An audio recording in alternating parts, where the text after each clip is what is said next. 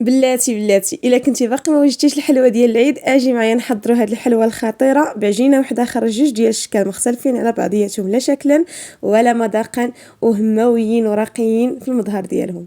بسم الله على بركه الله. في واحد القصريه كنضيفوا 250 غرام ديال الزبده مارغرين، جوج كؤوس ديال العنبه ديال السكر سنيده، غنضيفوا كاس ونصف ديال زيت المائده.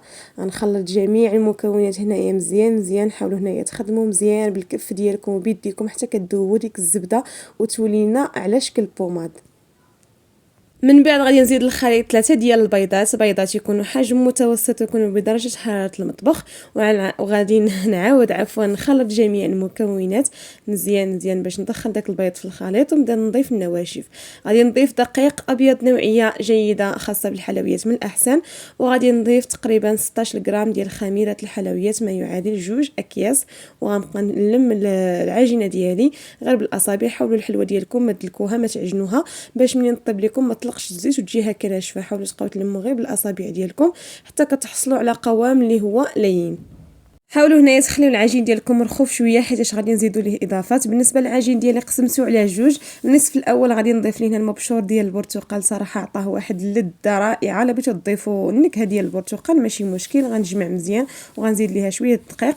والنصف الثاني غادي نزيد ليه هنايا الفلان ديال الكراميل اللي غندوبو بشويه الماء غير شويه، وغادي نجمعوه ونزيد دقيق حتى كنتحصل على القوام متطلب، قوام اللي يكون هكا ديال الحلوه، ما يكونش قاصح وما يكونش عاوتاني مرخوف في نفس الوقت.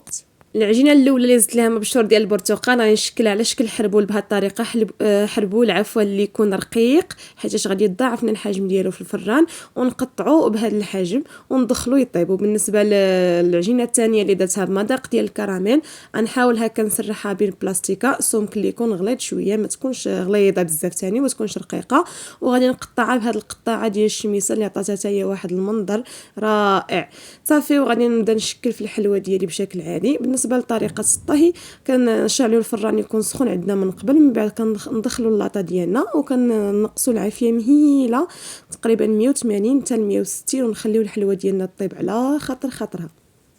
هنا من بعد ما طابت الحلوه ديالي وخدات داك اللون الذهبي الرائع غادي ندوز نزينها. بالنسبه للشكل الاول غادي ندهنو بالكونفيتير، من بعد غادي نفندو في الكوك. الا بغيتوها تجيكم بحال ريشبون تحاولوا ترطبوها في الكونفيتير واحد 2 دقائق عاد تفندوها في الكوك. وغادي نزيد لها هنايا خطوط ديال الشوكولا، خطوط اللي عشوائيه زادتها منظر ومذاق رائع. وغادي ندوز هنايا كذلك نزين الشكل الثاني اللي درته بمذاق ديال الكراميل. غادي نعمر لها هاد الحفيره بصوص كراميل اللي وجدته في الدار. صراحه هاد الصوص زادها واحد الاضافه خطيره حيتاش العجين ضفنا ليه فلون كراميل وزدنا صوص كراميل. تقدروا تعوضوها غير بشوكولاط كحل اولا الشوكولاط ابيض، ولكن هاد الكراميل كيجي خطير. الا بغيتوا الوصفه قولوها لي ننزلها لكم ان شاء الله في فيديو اللي موراء هذا هو الشكل النهائي ديال الحلوه الراقيه والهماويه اللي وجدت معكم بمناسبه العيد. صراحه كتجي زوينه هذه بمذاق الكراميل اللي كتجي خطيره وهشيشه كتذوب في الفم، وحتى الاخرى اللي بمذاق ديال البرتقال كما قلت لكم. الا بغيتوها تجيكم بحال ريشبون حاولوا هكا ترطبوها مزيان في الكونفيتير عاد ديروها في الكوك، راه كتجي خطيره خطيره خطيره هذه الحلوه. غير جربوها ان شاء الله على ضمانتي وردوا عليا الخبر. ومبروك عيدكم.